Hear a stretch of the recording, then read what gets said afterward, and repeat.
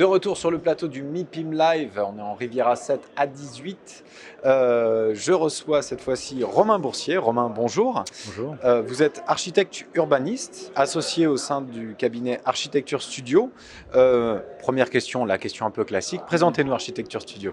Oui, écoutez, bonjour, merci de nous recevoir. Architecture Studio, donc c'est un collectif, c'est un collectif qui est constitué d'une dizaine d'associés implantés dans différentes régions, donc à Paris, à Shanghai et notamment à Zug.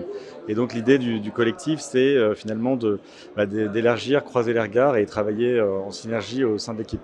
Donc cette façon de travailler, elle nous amène aussi à valoriser le dialogue et puis l'élargissement des problématiques sur lesquelles on travaille en ce moment.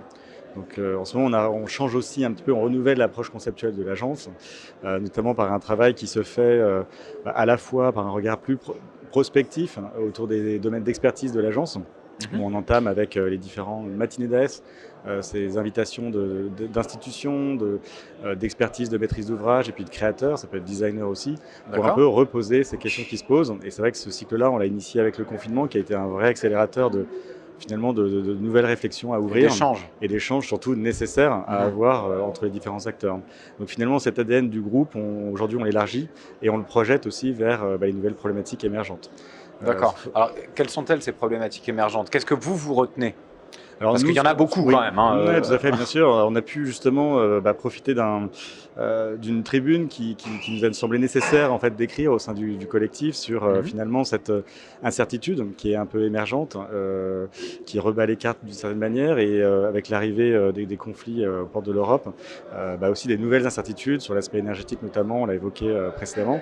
Donc c'est vrai que ça c'est un sujet qui nous interroge, c'est-à-dire cette capacité, nous, architectes, urbanistes, à penser des solutions finalement qui permettent d'augmenter notre capacité à faire résilience sur les territoires où on intervient. D'accord. Rester sur la durée. Exactement, et finalement c'est quelque chose qu'on avait anticipé avant, c'est-à-dire de projeter les ambitions toujours finalement assez loin pour qu'au moment de la réalisation, ces ambitions soient un minima finalement.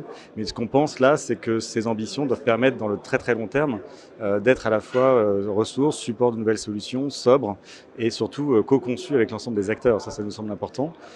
Donc finalement de penser par rapport à la tribune qu'on a pu écrire sur l'incertitude, c'est-à-dire où le bâtiment devient un gisement en fait, de nouveaux usages. Donc ça, on l'a vu avec le bâtiment qu'on a pu livrer à Dijon récemment. J'allais vous poser la question, comment est-ce que ça se concrétise dans les projets que mène Architecture Studio? Typiquement, c'est cette notion de bâtiment hybride qu'on aime bien introduire. On l'a exploré avec le campus métropolitain.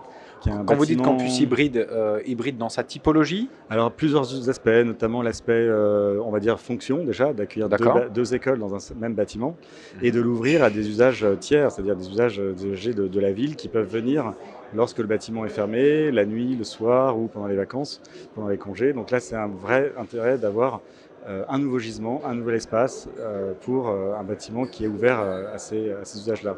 Donc ça, c'est extrêmement intéressant. Donc c'est une manière de frugalité du bâtiment, puisque ce que vous économisez en partageant ce bâtiment, c'est un bâtiment qui ne sera pas construit. Exactement, ça c'est comme le meilleur déplacement, c'est le nouveau bâtiment qu'on ne construira pas, ça c'est très intéressant. D'accord. Et c'est vrai que la question se porte un peu plus loin que l'enseignement, mais aussi par rapport à l'habitat, l'hébergement. Et donc c'est vrai que sur ces questions-là, on peut imaginer que par rapport au droit minimum d'accès au logement, on pourrait trouver des solutions peut-être provisoires. Donc ça, cette nouvelle technologie de bâtiment hybride est vraiment intéressante pour toutes ces questions-là. D'accord. D'autres exemples de projets? Alors on a d'autres échelles, notamment aussi sur l'aspect des infrastructures, ça nous semble intéressant puisqu'on travaille sur différents projets urbains mais aussi de lieux de mobilité sur les gares, et c'est vrai qu'on voit que trop longtemps en fait les infrastructures ont été pensées pour un seul usage de déplacement. Aujourd'hui l'intermodalité est multiple et puis le rapport aux infrastructures et aux déplacements a complètement changé. Et donc on a la pandémie a joué beaucoup là-dessus. Et voilà, donc on se rend compte que finalement un point important c'est de penser cette hybridation aussi d'une infrastructure qui refait paysage, refait lien, refait connexion et est ouverte à différents usages. Donc ça, c'est ce qu'on pense dans un quartier notamment à Créteil, qui est un projet d'un nouveau quartier qui est pacifié sur des emprises de diffuseurs autoroutiers. Là, c'est la casquette urbaniste, là. Exactement, d'accord. Qu'on décline aussi sur le quartier de la Défense, avec une revégétalisation, une continuité piétonne qu'on fait sur la Tour Alto, la ZAC, avec le projet de dalle autour.